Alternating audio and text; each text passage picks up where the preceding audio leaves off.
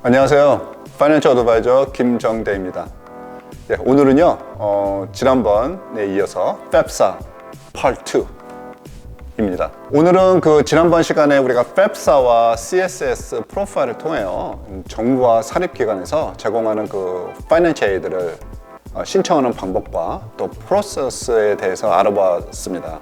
우리가 합격된 대학으로부터 받는 파이낸셜 에이드 레터에는 정부, 대학, 사립기관에서 서포트해주는 스칼러십, 그랜트, 워크스터디 등에 이제 잘 정리되어 나와 있고요. 그러니까 전체 학비에서 모자른 금액은 결국 자신이 내거나 아니면 이제 론을 통해서 이제 충당하는 것입니다. 그래서 이번 시간에는 두 가지 주제를 가지고 얘기를 한번 해보겠습니다. 첫 번째는 파이낸셜 에이드를 통해 받을 수 있는 Federal Direct Loan에 대해서 알아보고요. 그에 관련돼서 이제 대학 학부생, 이제 언더그래주에이트죠. 여기에 해당되는 론들만 다루도록 하겠습니다. 둘째는 현재 보유하고 있는 자산이 FAFSA 재정 지원 심사에 어떻게 영향을 미치며 또 FAFSA 심사에 유리하게 영향을 미치는 전략들이 있다면 어떤 것들이 있는가 한번 그것에 대해서 알아보겠습니다. 학부생들이 사용하는 페더럴 론은 페더럴 스튜던트 론과 패런 플러스 론 두 가지로 나뉩니다. 일반적으로 우리가 추천하는 방법은 학생 이름 앞으로, 즉 학생이 책임지는 스튜던트 론을 먼저 하고 모자라는 금액은 패런 플러스 론을 통해 부모가 론을 하는 것입니다. 페더럴 스튜던트 론의 가장 큰 혜택은 이자가 낮다는 것인데요. 이 스튜던트 론도 subsidized, 그러니까 보조받는 것과 unsubsidized, 비보조 두 가지로 나뉩니다. 그래서 보조를 받는 이 보조론은 학부생에게만 적용되는 것이고요. 학생이 대학을 다니는 동안에 정부에서 론 이자를 대신 내주는 것입니다. 비보조론은 학부생과 대학원 모두에게 제공되지만 정부에서 이자를 내주지 않고 발생하는 모든 이자는 학생이 책임을 지는 것입니다. 보통 스튜던트 론을 이제 상환하는 시점은 이제 대학을 졸업한 후인데요. 비보조 론의 경우 이자에 대한 책임이 없기 때문에 이제 상환 시 융자 원금이 늘지 않는 반면에 이 비보조 론은 학교를 다니는 동안 발생한 이자가 계속 연기가 돼요. 원금의 누적이 됨으로써 이제 상환하는 시점에 융자 금액은 원금 플러스 누적된 이자가 되는 것입니다. 페더럴 스튜던트 론의 한 가지 단점이라면 대출 한도 금액이 낮다는 것입니다. 2023년 현재 기준 보조와 비보조 론을 둘 다 합친 연간 한도 액수는요, 대학 4년 동안 각각 첫 해 5,500, 둘째 해 6,500, 그 다음 7,500, 그 다음 7,500입니다. 같은 금액으로. 그래서 얼마만큼의 페더럴 스튜던트 론을 받을 수 있으며 그중 얼마만큼이 보조 론이고 비보조 론인지는 합격된 학교로부터 이 파이낸셜 에이드 레터를 받으면요, 그건에 자세히 다 나와 있습니다. 페더럴 스튜던트 론에 관해서 중요한 몇 가지를 한번 알아본다면요, 대출을 받으려면 이제 학교에 최소 절반 이상 등록이 되어 있어요. 등록을 해야 합니다. 2023년 현재 기준 학부 학생을 위한 융자 이자율은 한 5.5% 정도예요. 융자의 마지막 단계는 이제 온라인상으로 Master Promissory Note라는 이제 약자로 MPN이라고 이제 보통 많이 그러는데요. 이제 론의 컨트랙이거든요. 거기에 꼭 사인을 하셔야 된다는 겁니다. 융자 금액은 이제 자동으로 학교 계좌에 옮겨지고요. 그래서 등록금, 숙식비, 수수료 등의 이제 학비를 지불한 남은 금액이 이제 있다면 이제 학생에게 이제 돌려줍니다. 학부생 대학 학비 조달에 이제 사용되는 두 번째 론은 Parent Plus 론입니다. 이제 부모 앞으로 대출하는 론이므로 상환 책임은 전적으로 부모에게 있으며 또 비보조 론, 즉 융자에 대한 이자도 모두 부모의 책임입니다. 그래서 우리가 페더럴 스튜던트 론의 이제 대출 한도 액수가 낮은 관계로 대부분의 이제 모자란 학비는요, 이제 Parent Plus 론을 이제 통해서 해결하게 이제 됩니다.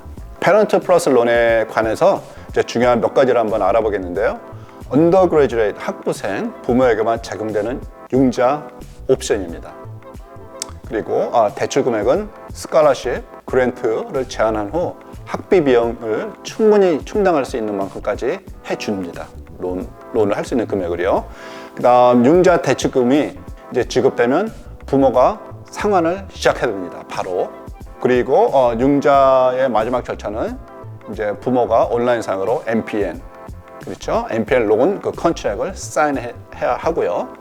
또한 이제 부모의 크레딧 책을 뭐 신용 조회라고 그러죠. 그것을 이제 하게 돼 있습니다. 한번 예를 들어서 패런 플러스 론을 설명해 보겠습니다. 1년 학비가 8만 불 되는 이제 사립 학교에서 아래와 같이 이제 그 Financial Aid Offer Letter를 이제 받았을 경우 1년 학비가 이제 8만 불, 그렇죠? 그다음 이제 School Needed Based Scholarship과 그랜트를 통해서 한 4만 불을 받았어요. 아주 잘 받은 케이스입니다. 그다음 Federal 이제 Pell Grant, Federal 이제 그랜트죠. 이제 그거를 보통 이제 많게는 이제 5천 불까지 나오거든요. 이제 5천 불에 가정하고, 그다음 Federal Student Loan 이제 보조 금액으로 한 3천 불 받고, Federal Student Loan 비보조 론으로 한 2천 불을 받았어요. 우리가 스칼라십과 이제 그랜트, 이제 페더럴 이제 스튜던트 론을 다 받고 나서 나머지 금액이 나와 있죠. 그게 한 3만 불 정도가 되는데, 이제 그것을 이제 페런트 플러스 론을 통해서 이제 받는 겁니다. 오늘 두 번째 주제, 현재 내가 보유하고 있는 자산이 FAFSA 재정 지원 심사에서 어떻게 영향을 미치며 또 심사의 유료에게 영향을 미치는 전략들이 있다면 한번 알아볼 텐데요. 우선 자산을 숨기거나 거짓 보고를 하는 것은 당연히 안 되고요. 괜히 이익 좀 챙기려다 이제 크게 이제 혼납니다. 그래서 그 저소득층이나 이제 중상층 분들이 잘 이해하고 이제 신청하면은요, 충분한 도움을 받을 수 있으리라 생각합니다. FAFSA에서 재정 지원 심사를 할 때는 중요하게 보는 것이 Expected Family Contribution, 이제 줄여서 EFC라고 하는데요. 즉, 가족이 학생 학비를 지원할 수가 있는 능력이 얼마만큼 되는가, 그것을 알아보는 것인데, 부모와 학생 두 사람의 수익과 각자 앞으로 되어 있는 자산을 평가한 후 FAFSA에서 EFC를 결정하게 됩니다. 당연히 EFC 지원 능력이 높다고 평가되면 FAFSA 재정 지원은 낮아지겠죠. 심사에 끼치는 영향은 자산이 누구 앞으로 등록되어 있는지에 따라서도 차이가 납니다. 학생 자산은 심사 시 20% 정도의 EFC를 증가시키며 부모 자산은 그에 비해 5% 정도의 영향을 끼치게 됩니다. FAFSA 심사에 유리하게 영향을 미치는 것들은 다음과 같습니다. 현재 이자가 높은 부채가 있다면 이제 FAFSA 신청 전에 미리 상환을 함으로써 현재 자산을 줄이는 것입니다. 또 이제 학생 앞으로 있는 자산을 학부모 이름으로 이동을 시키면 아까 제가 설명드렸듯이 EFC 그 퍼센티지를 낮출 수가 있겠죠. 그래서 옮겨주시는 게 유리하고요. 많은 분들이 이제 529 플랜을, 학자금 플랜을 많이 하십니다. 그거 할 때도 우리 학생 이름으로 하는 것보다 학부모 이름으로 이렇게 그 529 플랜을 이제 여는 것이 이제 중요하죠. 자, FAFSA에 대해서 몇 가지 중요한 것들을 알아봤는데요. 도움이 많이 되셨으면 좋겠습니다. 감사합니다.